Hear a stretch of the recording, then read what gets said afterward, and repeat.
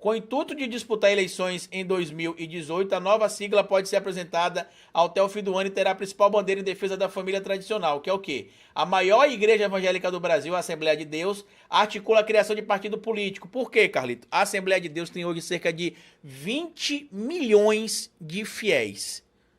Você sabe quantos votos isso representa dentro de um pleito eleitoral? Se você levar em consideração, por exemplo, que o presidente Lula venceu a eleição com cerca de 60 milhões de votos, se você levar em consideração apenas votos de cristãos protestantes da Assembleia de Deus, isso representa aproximadamente um terço dos votos.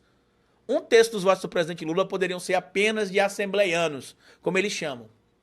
E aí tem várias Assembleias de Deus, Assembleia de Deus Vitória em Cristo, Assembleia de Deus no Renascimento, Assembleia de Deus não sei o quê, tem vários tipos de Assembleia de Deus. E aí quando você vai aqui, material publicado pela Larissa Quixabeira, ela traz aqui um ponto importante. Ó. A Assembleia de Deus, maior igreja evangélica do Brasil, com 30% dos 42 milhões de fiéis contabilizados pelo censo de 2010, esse número já é muito maior, tá?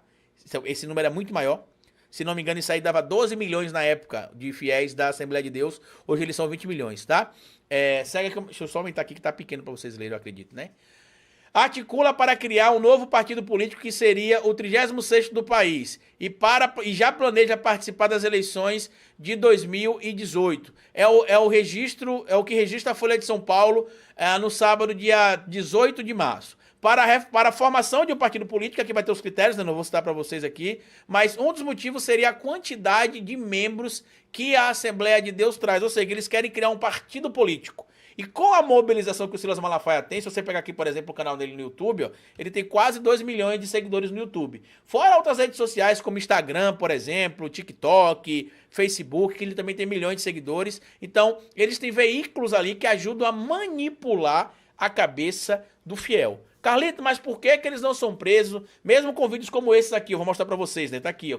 Mesmo com vídeos como esse. Tentativa de golpe no Brasil é piada, os absurdos de Alexandre de Moraes, Lula engana e humilha os evangélicos. Aqui devia ser Malafaia engana e humilha evangélicos, né? Ele botou Lula engana e humilha evangélicos. E aí ele segue, o Papa é hipócrita porque o Papa disse que temos de amar todos, né? E concedeu ali a bênção a casais do mesmo sexo. Não casamento, a bênção. Porque nos olhos de Deus todos somos iguais. Ah, mas é pecado, é isso e aquilo. Se é pecado ou não, irmãozinho, bota uma coisa na sua cabeça. Deus deu o livre-arbítrio e o pecado é individual. Eu não me incomodo e não acho que é problema algum. Mas se você é um cristão daqueles radicais, que acha que é pecado um homem se relacionar com outro homem, uma mulher se relacionar com outra mulher, que vai pro inferno, que vai isso, que aquilo, lembre que quem vai pro inferno é ela, não é você. Por que você está preocupado? Quem vai pro inferno é ele, não é você. Por que você está preocupado? Deus não deu o livre-arbítrio, a gente não defende tanto o livre-arbítrio que o pecado é individual. Por que eu vou me incomodar se tem alguém pecando do meu lado ou não? Porque é errado um homem se relacionar com outro homem, é errado uma mulher se relacionar com outra mulher, mas é certo o presidente da República ser casado e ter várias amantes, né? O ex-presidente, para ser bem específico, né? É certo, por exemplo, pastores abusarem de fiéis dentro da igreja, como aconteceu aqui em Aracaju, uma certa igreja, que inclusive é a mesma igreja que eu sou oriundo. Não esse templo, né? Não esse local, mas a mesma igreja que eu sou oriundo. Isso é certo, né? Aí eu vou perguntar pra vocês. Na igreja aqui em Aracaju, por exemplo, que as fiéis estavam sendo abusadas por pai e filho na igreja. Os fiéis que estavam na igreja vão pro inferno porque o padre pecou? Não. Por quê? Porque é um pecado individual. Então essa falácia, como é que ele fala? Povo abençoado do Brasil! Essa falácia de vocês aí só desconstrói a própria Bíblia que vocês alegam que leem e não leem.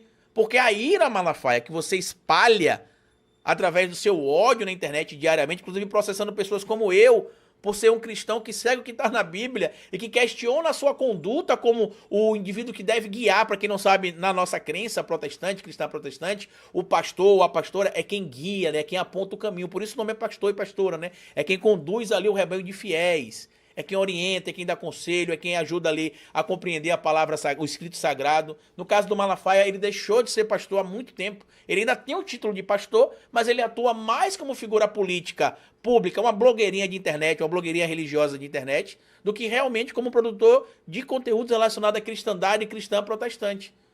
Carlito, mas por que o Malafaia não vai preso, mesmo com todas estas condutas? Por um motivo bem simples. Imagina essa narrativa aí de que a esquerda está perseguindo as igrejas e os crentes, como eles costumam falar por aí. E que se o presidente Lula fosse eleito, o ditador Xandão da ditadura do judiciário mandaria os cristãos para a prisão. Imagina uma figura como o Malafaia ser presa. Olha o que aconteceu com o Edir Macedo. Ah, Carlito, mas a lei é para todos, concordo. Mas o caminho, no caso, para se aplicar a punição para figuras como Malafaia e para outras figuras públicas, a justiça é inteligente, ela sabe que vai poder aplicar a punição, prender se for o caso, punir, mas de uma maneira que evite que eles tentem espetacularizar. Porque imagina, por exemplo, a Assembleia de Deus com mais de 20 milhões de fiéis, tendo um pastor de uma denominação sua sendo preso. O que aconteceria? Começam logo a dizer que os comunistas vão fechar a igreja, que o Xandão é comunista, que a igreja é isso, que a igreja é aquilo. Tanto que tá aqui, ó. Ele até publicou aqui, ó. Eu falei de comunismo, tá aqui, ó. Olha o vídeo dele aqui, ó.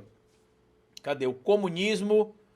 Cadê? O comunismo é inimigo do cristianismo.